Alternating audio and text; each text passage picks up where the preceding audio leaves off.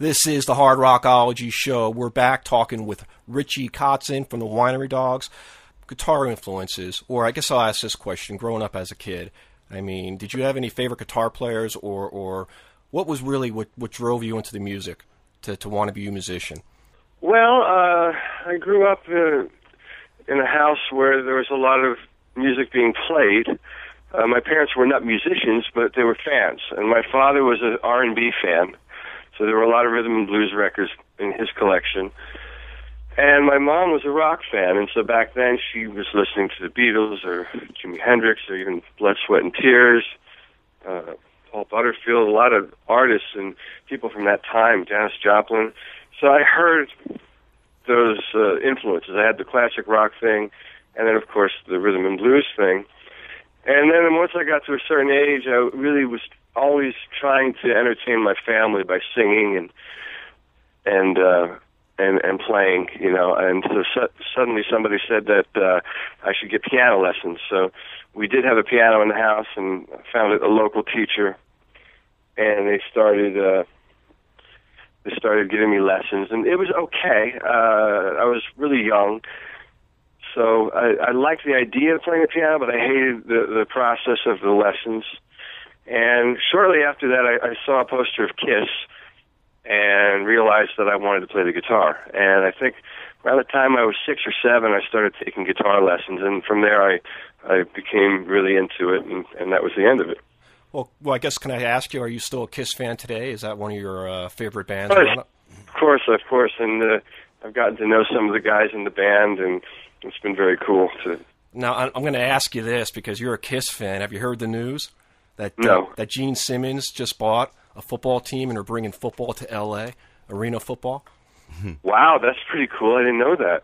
Yeah, it just came out today, and ironically, they're calling the team the L.A. Kiss. I mean, I shit you not. I mean, I just read this, so it's a true story. It's an NFL team? It's not an NFL team. It's an arena football team. Oh, I see. Are you going to get that spider there? What? No, they got that big black spider that they're doing in their stage show now. So Jason's just saying, you know, they should incorporate the two. Well, yeah, I see. I haven't seen any of the footage from the new show. Well, that's interesting. You know, I remember I was at Gene's house years ago, and he had some in his office. He has this real tall, like it's a, I don't know what you call it, filing type contraption. It's a round wooden thing that's as tall as I am, and in it, from top to bottom, are little slots where you put paper. And we're sitting there talking, and one day he spins the thing, and he stops it randomly and grabs a stack of paper, and he looks, and he says, "This is the city we're building in China." And he spins it again, pulls something else out. "This is the resort we're building in Las Vegas," and that's what he does. He gets these ideas, and he finds people that can help him put it together, and it's pretty creative. I mean, it's not just the music. You know, the creativity goes into everything, which is very cool. Respect that.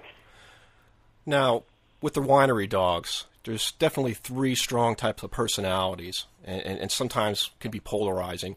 Now, does that come into play sometimes when you're writing the music?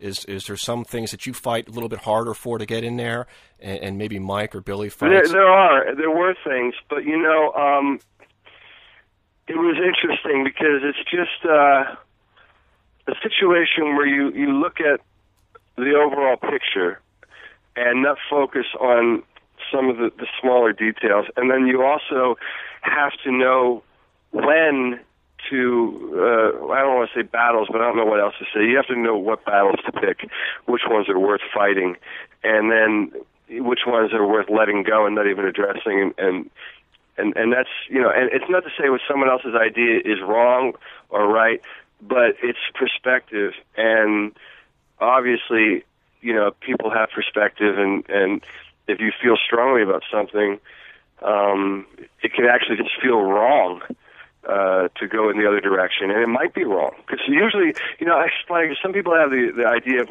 well, you know, maybe you don't know, like you personally, like, well, yeah, but just try this. You don't know. This is better. Just trust me.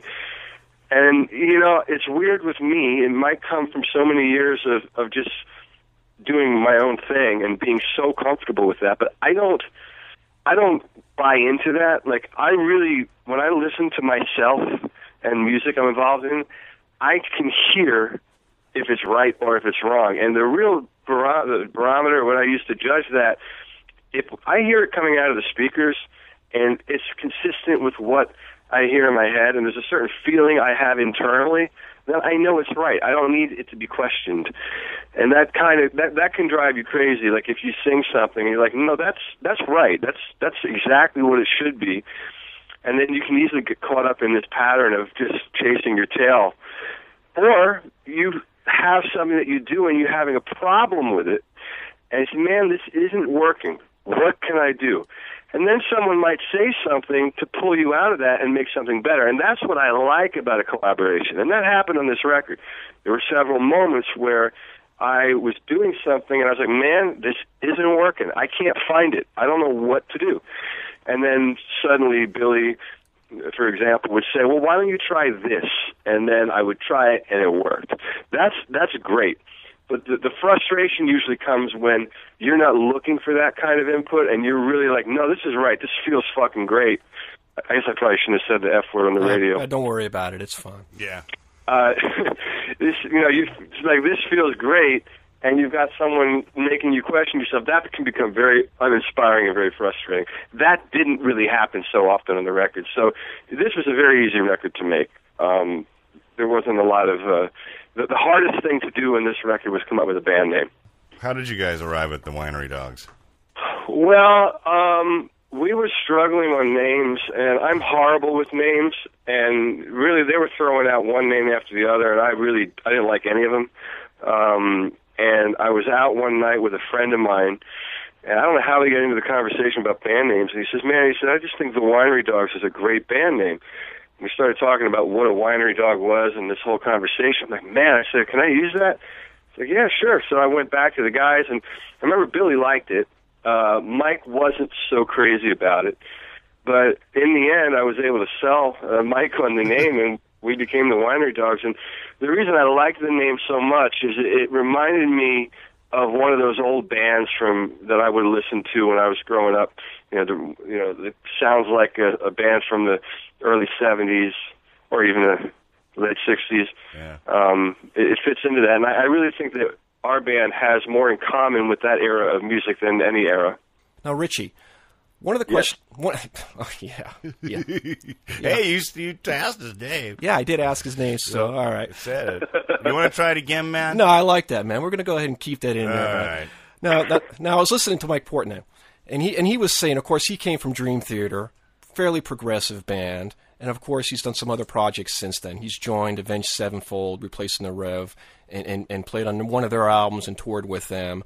And then, of course, he did Adrenaline Mob, which he pretty much finished that up last year and has moved on. Now, he's been going out there saying that this is pretty much his band, the band that he's focusing all his energies on. And Billy's pretty much said the same thing, too. Now, is that your train of thought as well? Is the Winery Dogs where the three of you guys are focusing all your energies on right now? Your new home? Yeah, your new home, so to speak. Yeah, it's an interesting thing, the concept. I mean, I understand why. I understand why Mike says that, because he's been very prolific and he's done a lot of a lot of records with different bands. So, to me, it's cool. I get it, but I think sometimes he takes heat for being, I was in this band, I'm in that band, and from my perspective, he's just a musician that loves to play, and he's working. I personally, I don't have that same pattern. I don't. It's been over 10 years since I've been in a band. You know what I mean? I've been making my own records and touring and doing that for my entire career, and I had a couple stints with two bands. So it's a different thing for me. I don't think I would be in a position to say, hey, this is my new home, because I didn't really have an old home. It's like my perspective, I made a really cool record with guys that I love and respect, and now, yes, my focus is on playing and touring this record and supporting it, but of course I'm going to make another solo record. I mean, that's what I do. It's what I've done since 1989. It's like meat. It's like nut. It would be like nut drinking water suddenly. But of course my focus is on the Winery Dogs, and of course I love the record, and I think it's a great band, and it's a lot of fun to play with these guys, and it's really great. But I don't feel like, for me, I'm in the same boat in the sense that, it's like I said, it's been 10 years since I was in Mr. Big, and and before Mr. Big, it was almost 10 years that I was, Poison. Poison was 91, and then Mr. Big was 2000, and I haven't done a band since then. So, of course, my focus is on this. It's a cool record. It's exciting, and I want to get out there and play this stuff for people. Now, you've just said you haven't been in a band for over 10 years. Now, what's the difference between going out on the road and touring for your own solo material and going on the road and touring for, let's say, the Winery Dogs? So what's the difference? What's that experience like for you? With the Winery Dogs, there's not a huge difference. Obviously, the players are radically different, and the material is different in the sense that it's a collaboration. But still, what the Winery Dogs represents isn't too far off from what I do naturally. So, like, in playing with the Winery Dog, if you listen to the Winery Dog record and then you put on 24 Hours, you can draw parallels all day long. Whereas if you put on the Winery Dogs and then you put on a Dream Theater record, it's pretty separated stylistically in direction. So it's not radically different. I think, and it's a three-piece. I tour as a three-piece all the time. I think there's a level of excitement in this band, and just the energy of this band is way more aggressive. And Billy Sheehan is a show unto himself. I mean, that bass solo that he does by himself, to me, is one of the most amazing solos I've ever heard anybody do. Matter of fact, the only other guy really that I heard on a bass that was that impressive to me was Stanley Clark, who I played with. I went to see Stanley at the Hollywood Bowl, and he got up there with an upright bass, and literally, I had tears in my eyes. It was just unbelievable. And to do that on a bass, and Billy does the same thing on electric bass, to get up there and do that on a guitar is one thing, but to do it on a bass, it's a whole other thing. And so, we have that element in the show. Mike is an amazing drummer, not only conceptually, but just to watch the guy, I've been seeing the YouTube stuff. I can't watch him while I'm singing, but, I went back and just checked out some of the footage, and it's just, great showman. And so it's an exciting band, especially for rock fans. We've been getting a great response, and so it's just it's kind of a different animal, than what's out there.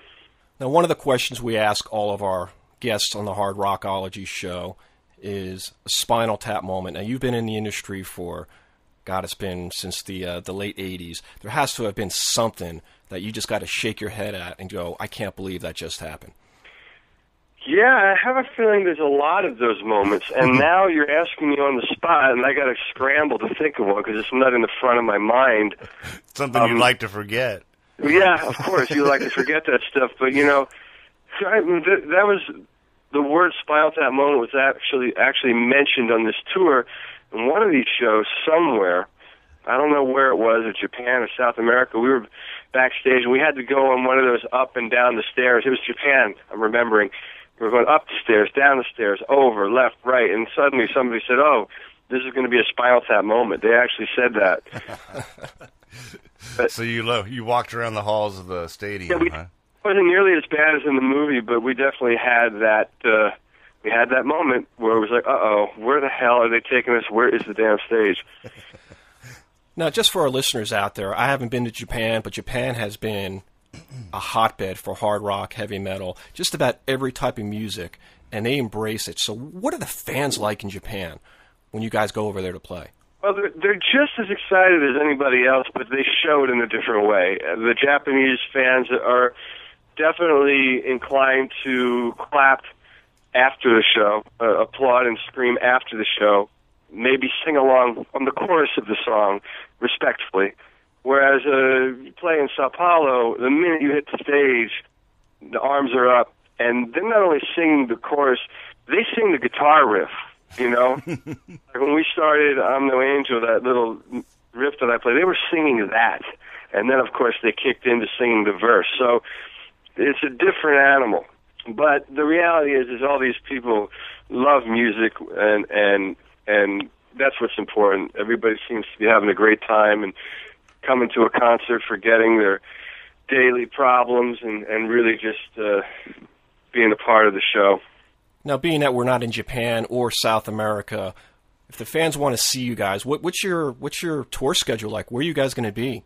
Well, we're leaving on September 2nd to go to Europe, and we've got three weeks booked there. But then we come back, and we're starting United States in San Diego, I believe. It's either San Diego or L.A. I got to look on the schedule. But we're going up. I know we're going up to Seattle and then across.